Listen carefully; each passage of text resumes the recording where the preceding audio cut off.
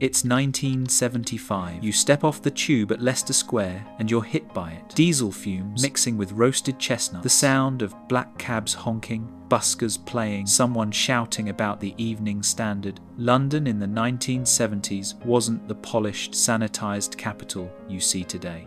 It was gritty, grimy, and absolutely electric. This was the London of strikes and punk rock, of red telephone boxes that actually worked, and corner cafes serving builders' tea in chipped mugs. Tower blocks shot up overnight, while Victorian terraces crumbled. The tube cost pennies, but the escalators constantly broke down. Piccadilly Circus flashed with neon, while whole neighbourhoods sat in darkness during power cuts. And here's the mad part: everyone just got on with it. No complaints, no social media rants, just Londoners doing what they've always done, surviving, thriving, and making it work. So what was it really like living in London during that wild, chaotic, unforgettable decade? We're about to show you, and trust me, some of this will shock you. Hit that like button if you're ready to see 1970s London through the eyes of those who lived it, and subscribe, because this is just the beginning. Right, let's go back. Number 1, the tube was cheap, dirty, and absolutely packed. A tube ticket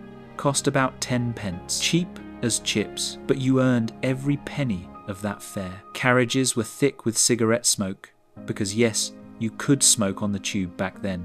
Everyone did. The seats were covered in fabric that had absorbed decades of God knows what. Sticky, stained, you didn't want to think about it too hard. Rush hour meant bodies pressed together like sardines. No personal space, no apologies, just grim acceptance. The platforms were grimy, covered in litter and soot. Buskers played everything from classical violin to terrible guitar, their open cases hoping for coins. Escalators broke down constantly. You'd climb seemingly endless stairs, cursing under your breath. But here's the thing. It worked, sort of. Trains ran frequently, even if they were falling apart, and that network connected every corner of London, making the impossible city somehow navigable. Today's tube is cleaner, safer, smoke-free, and costs a fortune.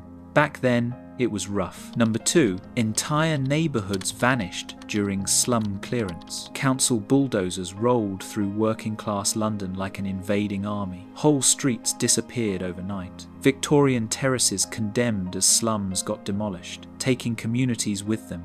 Families who'd lived in the same street for generations were scattered, rehoused in tower blocks miles away from everything they knew. The promise was modernisation, new homes, better facilities. The reality? Concrete towers that leaked, lifts that broke, and neighbours you'd never meet. Places like Whitechapel, Southwark, and parts of Hackney were transformed beyond recognition. Pubs that had stood for 200 years reduced to rubble, corner shops closed, churches deconsecrated. The old East End was systematically erased. Some said it was progress, others called it vandalism. Either way, London's working-class heart was ripped out and replaced with brutalist architecture that looked futuristic but felt soulless. Walk through those areas now and you'll see remnants. A single Victorian building standing alone, surrounded by 70s concrete, ghosts of what once was. Number 3, the Docklands were dying, and nobody knew what would replace them. London's docks had been the empire's lifeblood for centuries, but by the 1970s they were dying. Container ships were too big, jobs disappeared, warehouses stood empty. The Isle of Dogs became a wasteland. Canary Wharf was literally derelict wharves and nothing else. Entire neighbourhoods dependent on dockwork faced unemployment. East London felt forgotten, left to rot while the rest of the city moved on. You could walk through miles of abandoned Docklands, rusting cranes, silent water, buildings with smashed windows. It felt post-apocalyptic.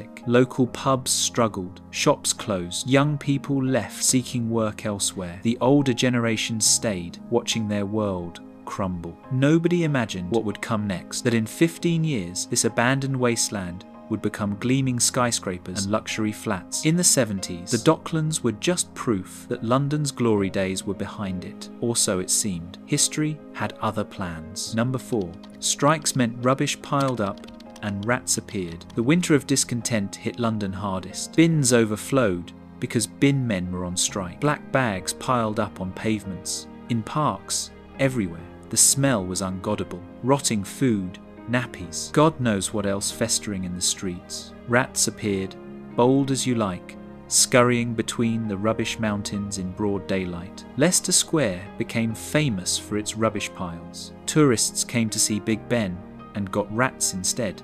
The government begged people to take their rubbish to official dump sites, but most couldn't be bothered, so it sat there, rotting, growing, becoming part of the London landscape. Then the gravediggers went on strike. Bodies couldn't be buried. Liverpool stored them in a factory. London struggled to find solutions. It felt like society was collapsing, like the city was eating itself. Eventually, the strikes ended, the rubbish got cleared, life returned to normal. But Londoners never forgot that winter, when the city drowned in its own waste and nobody in power seemed to care. Number 5. Pub culture ruled everything. Pubs weren't just places to drink, they were London's living rooms. After work, everyone went to the pub. Every neighbourhood had its local, and you were loyal to it.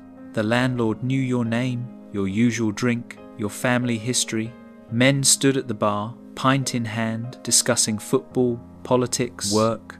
Women sat at tables with gin and tonics or baby chams. Kids waited outside with crisps and lemonade, occasionally peering through the door to check if Dad was coming. Pubs had carpet that squelched, ashtrays on every table, fruit machines in the corner, a dartboard on the wall, no food except maybe pork scratchings. Opening hours were strict, 11 am to 3 pm, 5:30 pm to 11 pm. After time was sacred, the brief window when you could order one last drink before being turfed out. Everyone knew the ritual. The bell rang. Last orders. The scramble to the bar, then out into the cold night, slightly drunk, ready to do it all again tomorrow. Today's pubs are restaurants serving quinoa salads. Back then, they were community centres that happened to serve beer. Number 6. Entire areas of London were no-go zones after dark. King's Cross was dangerous.